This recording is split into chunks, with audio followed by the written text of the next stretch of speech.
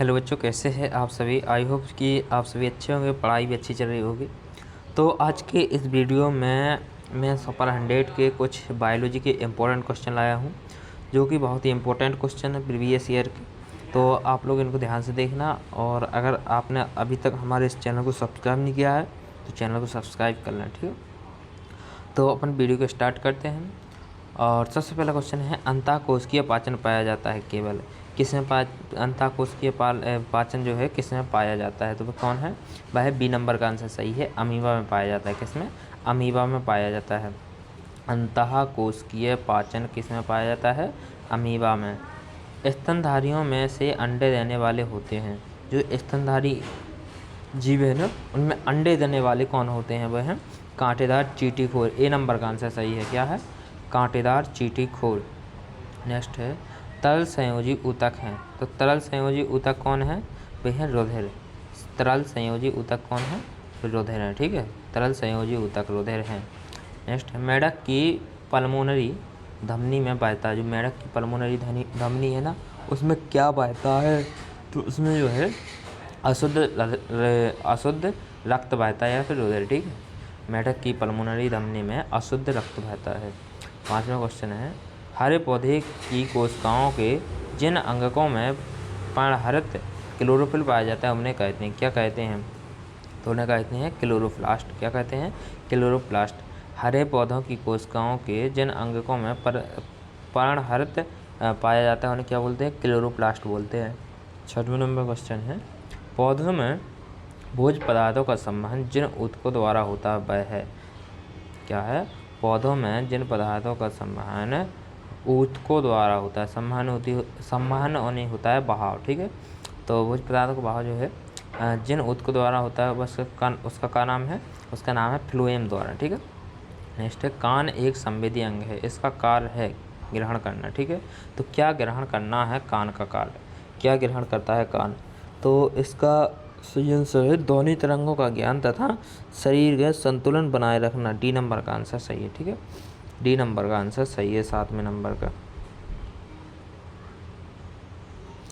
मनुष्य में सार्वत्रिक रुधिरग्राही होते हैं। जो मनुष्य है ना, उसमें सार्वत्रिक रुधिरग्राही होते हैं। तो वो कौन होते हैं? सार्वत्रिक रुधिरग्राही।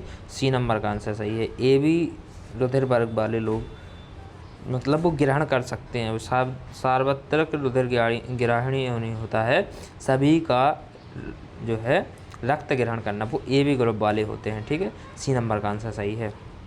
नेक्स्ट क्वेश्चन 9वें नंबर का, समुद्री मछलियों में सदैव होता है। जो समुद्री मछली है ना, उनमें सदैव क्या होता है? वह होता है बहिपराशरण। क्या होता है? बहिपराशरण होता है। समुद्री मछलियों में सदैव होता है, क्या होता है? बहिपराशरण होता है। समुद्री मछलियों में सदैव होता है, क्या होता है? बहिपराशरण। बी नंबर का आंसर सही है। नेक्स्ट क्वेश्चन है, पादप कोशिका की पहचान है। तो पादप कोशिका की पहचान क्या है? वह है कोशिका भित्ति। पादप कोशिका की पहचान क्या है? वह है कोशिका भित्ति। पादप कोशिका की पहचान है कोशिका भित्ति। 10 नंबर का डी आंसर सही है। नेक्स्ट है, पादप कोशिका की पहचान है क्या है? कोशिका भित्ति। डी नंबर आंसर सही है 10वें का। 11 है, मरुद्भिद पौधों में कमी होती है। जो मरुद्भिद पौधे होते हैं ना, उनमें कमी किस चीज़ की होती है? तो वह होती है जल की। मरुद्भिद पौधों में जल की कमी होती है। क्या है? मरुद्भिद पौधों में कमी किस चीज़ की होती है? जल की कमी होती है। किसकी? जल की, ठीक है। ए नंबर का आंसर सही है।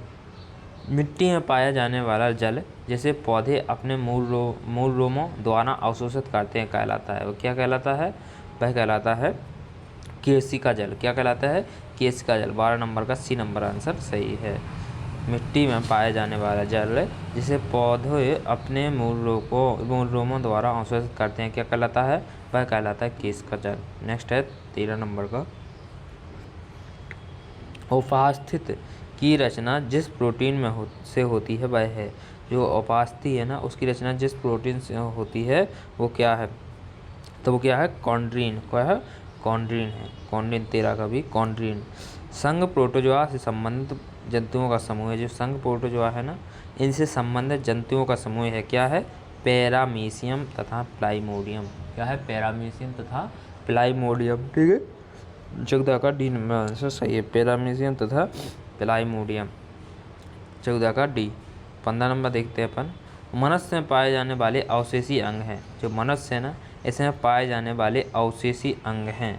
तो वह क्या है? निवेशक पटल तथा वर्मीफॉर्म अपेंडिक्स। क्या है? निवेशक पटल तथा वर्मीफॉर्म अपेंडिक्स। 16 नंबर क्वेश्चन है, मेढक की नवी के कशेरुका का सेंट्रम होता है। सेंट्रम यानी होता है सेंटर, ठीक है। तो कशेरुका का सेंटर कहाँ होता है?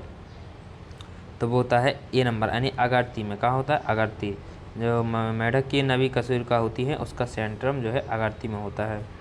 नेक्स्ट 70 नंबर क्वेश्चन है, वायु में ऑक्सीजन का परसेंट पाया जाता है। कितने परसेंट वायु में ऑक्सीजन पाई जाती है? तो 20% हो गई। वायु में ऑक्सीजन 20% पाई जाती है। 18 नंबर है, आहार नाल के जिस भाग में जठर ग्रंथियाँ पाई जाती हैं उसे क्या कहते हैं? जो आहार नाल है ना, उसमें जो जठर ग्रंथियाँ पाई जाती हैं उसे क्या बोलते हैं? तो उसे बोलते हैं आमाशय। क्या बोलते? आमाशय बोलते, ठीक है। 18 नंबर का ए नंबर आंसर सही है। किस क्रिया में उपापचयी क्रिया के अंतर्गत शोषण के फलस्वरूप ऊर्जा मिलती है? ऐसी कौन सी क्रिया है जिसमें उपापचयी क्रिया के अंतर्गत शोषण के फलस्वरूप ऊर्जा मिलती है? तो वह क्या है? वह है ए नंबर का अपचयन क्रिया। क्या है? अपचय क्रिया। क्या है? अपचय क्रिया, ठीक है। 20 है, क्लेविकल अस्थि पाई जाती है। जो क्लेविकल अस्थि है ना, वह कहाँ पाई जाती है? वह है अंश मेखला में। किसमें? अंश मेखला में, ठीक है। 20 का ए नंबर आंसर सही है। क्लेविकल अस्थि कहाँ पाई जाती है? वह है अंश मेखला में।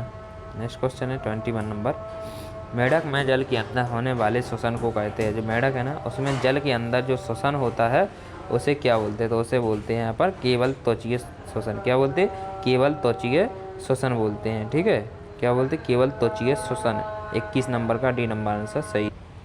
तो 21 नंबर क्वेश्चन क्या है? मेढक में जल के अंदर होने वाले श्वसन को कहते हैं, क्या कहते हैं? केवल त्वचीय श्वसन कहते हैं। डी नंबर का आंसर सही है। यहाँ पर 21 का डी नंबर आंसर सही है। नेक्स्ट है, घरेलू मक्खियों द्वारा फैलने वाले रोगों का समूह है।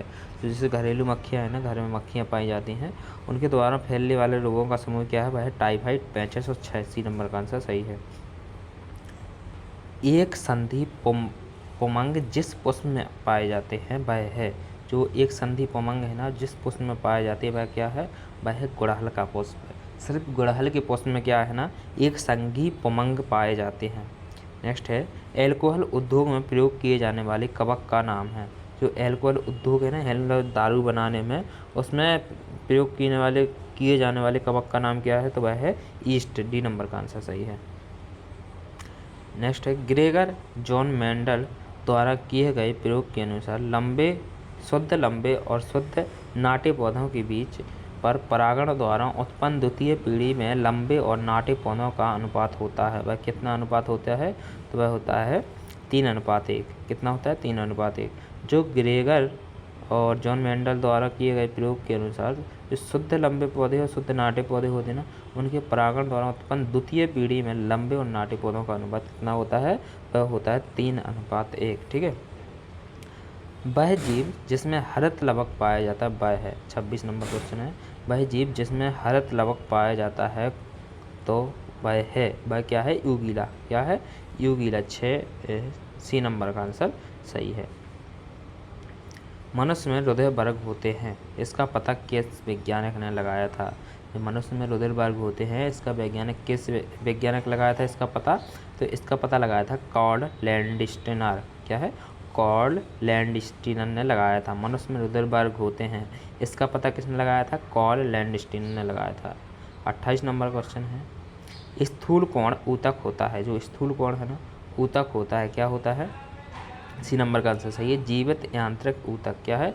जीवित यांत्रिक ऊतक। स्थूल कोण जो है ऊतक होता है। कैसा होता है? जीवित यांत्रिक ऊतक होता है।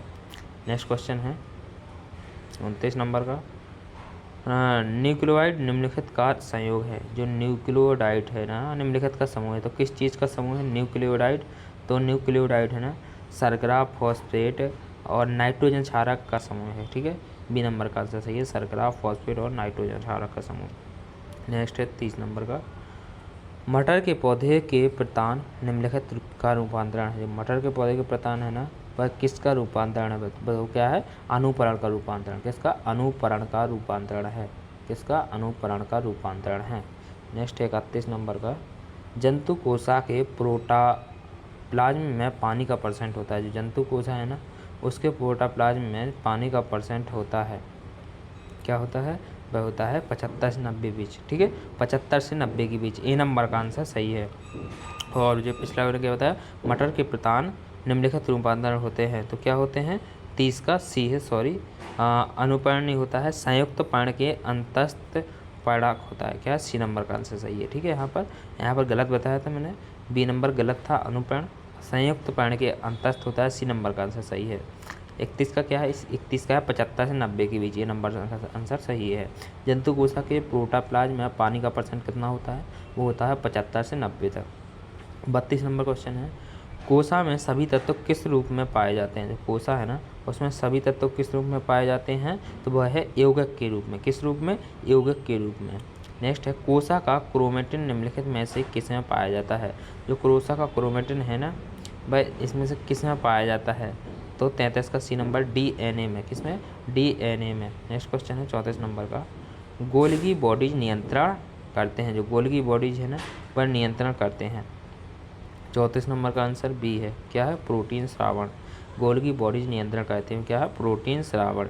नेक्स्ट क्वेश्चन है, जब अलग अलग शुक्राणु अलग अलग अंडे को निषेचित करते हैं तो वह कहलाता है, क्या कहलाता है, जब जो है अलग अलग शुक्राणु अलग अलग अंडे को निषेचित करें तो क्या कहलाता है, वह कहलाता है मातृय इमेज। क्या कहलाता है, मातृय इमेज। माँ बाप के हृदय वर्ग ओ एक्स से संतान में निम्नलिखित हृदय वर्ग पैदा होगा, क्या होगा, वह होगा ओ और ए। क्या है, ओ और ए, डी नंबर का आंसर चाहिए, 36 का डी।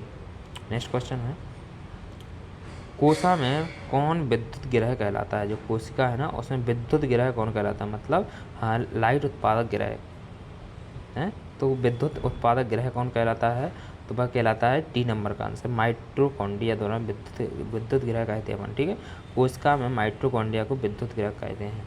38 नंबर क्वेश्चन है, किसके संतुलित अवस्था में रहने पर जंतु जीवित स्थिति में होता है, किसके संतुलित अवस्था में रहने पर जंतु जीवित स्थिति में होता है, तो क्या है इसका आंसर, इसका आंसर है, आप लोग कमेंट में बताएंगे। हाँ, क्या आंसर है, आप लोग जानते ही होंगे या इसका आंसर क्या है, तो आप लोग सभी कमेंट में बताएंगे इसका आंसर। और चलिए मिलते हैं एक नेक्स्ट वीडियो में। अगर आपको वीडियो अच्छा लगा तो वीडियो को लाइक करें, ज़्यादा से ज़्यादा शेयर करें, और अगर आपने अभी तक हमारे चैनल को सब्सक्राइब नहीं किया तो सब्सक्राइब कर लें, क्योंकि हम लोग जो है इसी प्रकार से हर एक एग्ज़ाम के PYQ MCQ वगैरह जो है आप लोगों को प्रोवाइड करते रहते हैं। तो मिलते हैं नेक्स्ट वीडियो में, जब तक ले जय हिंद, जय भारत।